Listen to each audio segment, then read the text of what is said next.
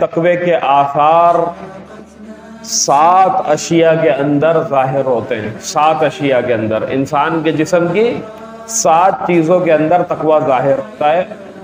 فقی ابو لیث سمرقندی رحمۃ اللہ علیہ نے تنبیہ الغافلین میں اس بات کو لکھا ہے کہ 7 چیزیں جو ہیں وہ تقوی کا مظہر ہوتی ہیں، یعنی تقوی کو ظاہر کرنے والی ہوتی ہیں۔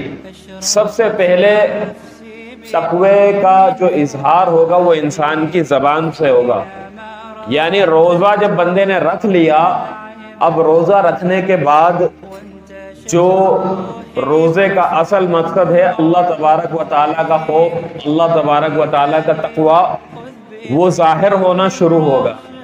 تو اس کا جو مظہر ہے اس میں سے سب سے پہلے نمبر پر اس کی زبان ہے، یعنی روزے دار کی زبان۔ روزے دار کی زبان جو ہے وہ ہر اس فضول چیز سے پاک رہے گی کہ جو اس کے روزے کو خراب کر دے۔ مثال کے طور پر جھوٹ، غیبت، چغلی اور بہتان تراشی، ان سب سے روزے دار کی زبان کو پاک رہنا چاہیے۔ ان سب سے روزے دار کی زبان کو پاک رہنا چاہیے۔ یہ نہیں ہے کہ روزہ رکھ لیا، اب روزہ رکھنے کے بعد وہ بیٹھا ہوا ہے، غیبتیں بھی کر رہا ہے، چغل خوریاں بھی کر رہا ہے اور خوب جھوٹ بھی بول رہا ہے، تو پھر ایسا روزہ اللہ کے رسول نے فرمایا کہ جو شخص روزہ رکھنے کے بعد فضول اور جھوٹی باتیں کہنا نہ چھوڑے تو اللہ تبارک و تعالیٰ کو اس کے روزے کی کوئی ضرورت نہیں ہے کہ یہ بھوکا اور پیاسا ہے۔ اب ایک بندے نے روزہ رکھ لیا، اس کے باوجود بھی اپنی زبان کو ملوث رکھا ہوا ہے ایسی گندی چیزوں سے، تو اس کے روزے کا کوئی فائدہ نہیں۔ اور باقاعدہ بعض علماء نے تو یہاں تک لکھا ہے، بعض علماء کا یہ مذہب ہے کہ اگر کوئی شخص روزے کی حالت کے اندر چغل خوری کر لے، روزے کی حالت کے اندر غیبت کر لے، تو ان کا مذہب یہ ہے کہ اس کا روزہ نہیں رہا، روزہ ختم ہو گیا۔ اس کی وجہ کیا ہے؟ اس کی وجہ یہ ہے کہ حضور اکرم صلی اللہ علیہ وسلم کے دور کے اندر ایک عورت کو لایا گیا کہ جس نے روزہ رکھا تھا، لیکن 20 دن کے اندر اس کی حالت غیر ہو گئی، خراب ہو گئی۔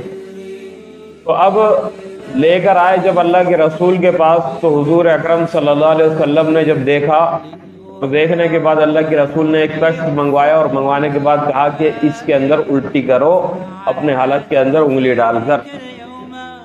اب جب اس عورت نے ایسے ہی کیا تو جب اس نے الٹی کی تو اس کی الٹی میں گوشت کے ٹکڑے نکلے، گوشت کے ٹکڑے نکلے۔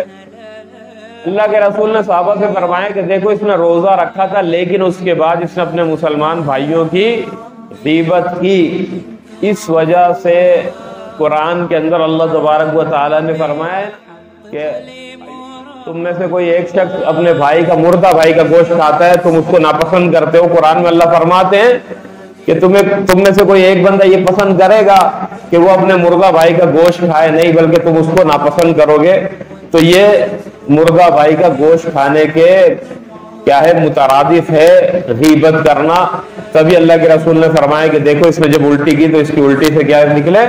گوشت کے ٹکڑے نکلے۔ تبھی کچھ علماء نے یہ فرمایا کہ جب کوئی بندہ روزے کی حالت کے اندر غیبت کر لے گا تو اس کا روزہ نہیں رہے گا، لیکن ہمارا احناف کا تو یہ مذہب ہے کہ روزہ رہے گا لیکن روزہ مکروہ ہو جائے گا۔